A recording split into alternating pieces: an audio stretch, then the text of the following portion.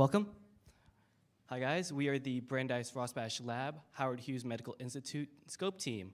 We're working on the flybox redesign. The team consists of myself, Chris, Olivia, Joe, Mack, Florian, and Zachary.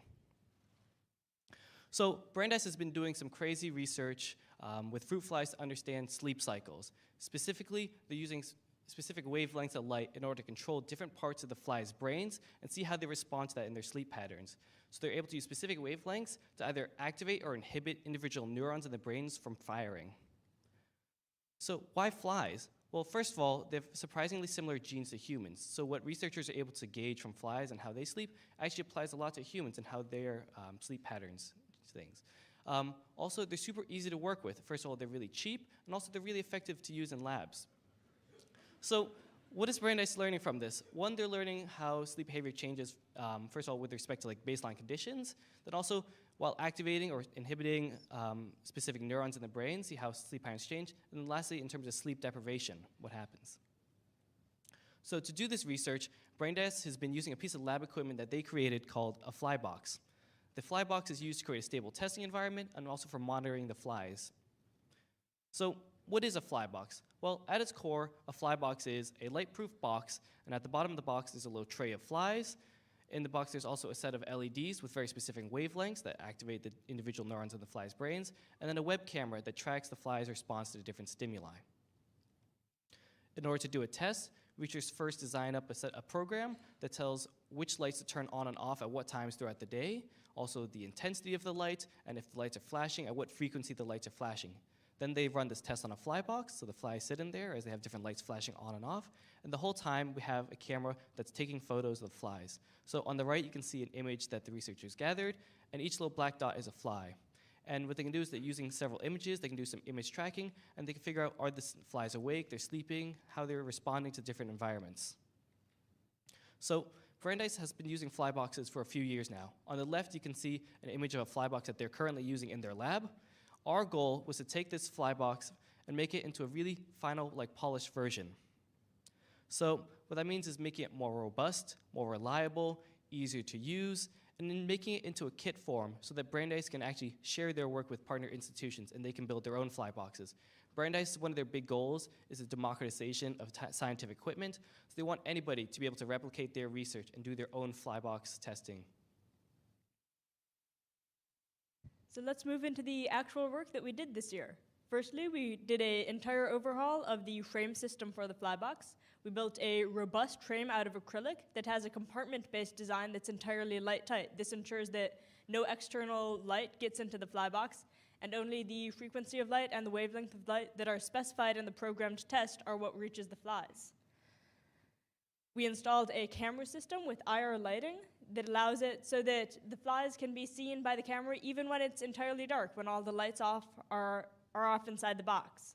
We've got a fan system that makes sure that the flies don't overheat and keeps them at about room temperature. We've got a front door where you can put in a little tray full of flies, and we've got a top access panel for the electronic system so that any repair or troubleshooting that needs to be done can be done without disassembling the whole fly box. Finally, our frame system is made entirely out of laser-cut, 3D printed, or off-the-shelf parts. This laser cutter and 3D printer are tools which are available at just about any university these days. And this sort of change means that complicated machining techniques are taken out of the process so that somebody doesn't need to be an engineer in order to assemble a fly box.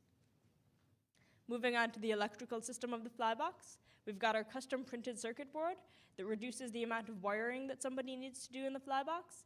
And thanks to a combination of plugins and screw terminals, this box is entirely solder-free. So all components can be either plugged in or attached with just a flathead screwdriver. We've got a display on the front of the box and a knob that allow users to select which test they want to run and start it. And we've got snap-connected LED strips within the box that provide distributed lighting over the entire tray of flies, ensuring that they're evenly lit and lit with exactly the frequency and the wavelength of light that are specified by the researchers. So when we want to change when we were tackling the software, the one thing that we really wanted to change was the workflow from designing a test to actually running a test. Previously, in order to program the box, you had to literally program the box with code. we want to change it so that not only engineers could design and run tests. So in order to do this, we created a custom website where you can create lighting events on a calendar-like system. Here we have a little demo of what it's like. You can just drag and drop little events onto a calendar-like timeline. And then you can select each event, and you can change the time that's running from, the intensity, brightness of the light, as well as the frequency that the light is flashing at. You can then download this test onto an SD card as a text file. You can share this file with your coworkers. You can email it to people. You can even actually upload the test back to the website and then make small tweaks and then re-download it. Once you have your test on your SD card, you can just plug it into the box. If there's multiple files on the SD card, you can scroll between them and see which one you want to select. And then once it's running, you'll have a little status display showing all the information that the researcher might need, such as the lights that are on or off and the status of the way through it. So now we have a quick demo of just how easy it is to use. First, you turn on the box. Then you insert the SD card. Once the SD card in there, you just select which test you want, and it's already running. So inside, you can see all the lights are flashing.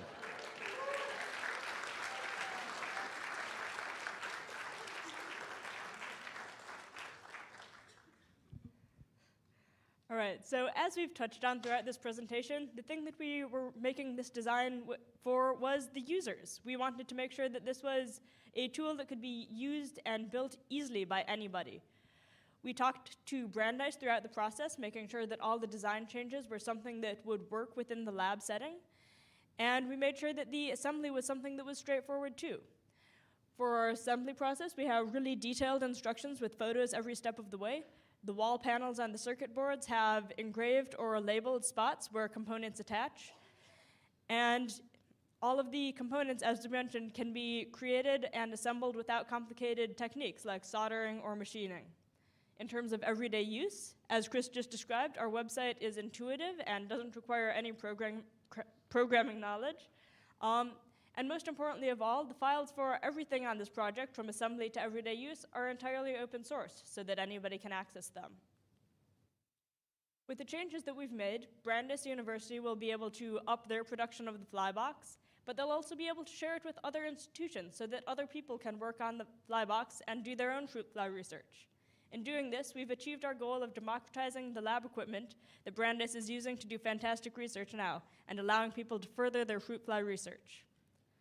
With that, we'd like to thank you for your time, and we'd like to invite you to stop by our poster session later today. We did a whole bunch of work during this year, and we'd be excited to share even more about our work on the Flybox. Thank you.